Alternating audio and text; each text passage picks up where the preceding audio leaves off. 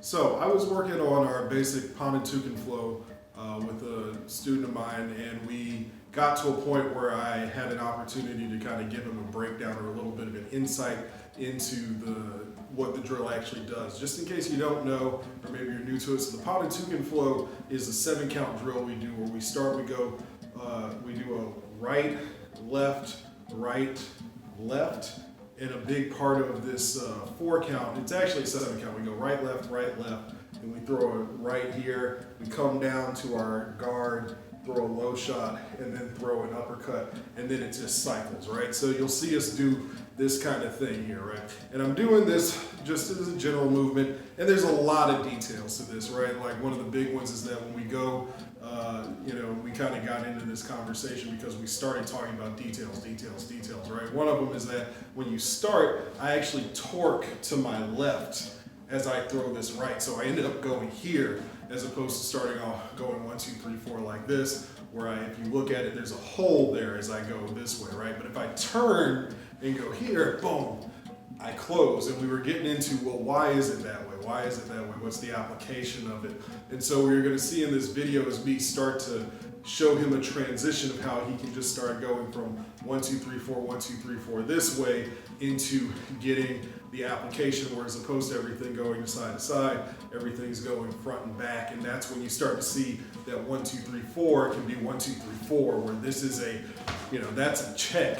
Something comes in from this side, I step in, I check, and now I can fire back that way, right? So that's what you're gonna see in this little video here. All right, what we're doing is a application of the Panantukan flow. So when we do our Panantukan flow, we start off just the first 4 beats, stepping in, going 1, 2, 3, 4 this way. So just a step this way since I'm moving in. You got 1, 2, 3, 4 that way. So I'm doing a little hook, back fist, hook is how we read it normally, right?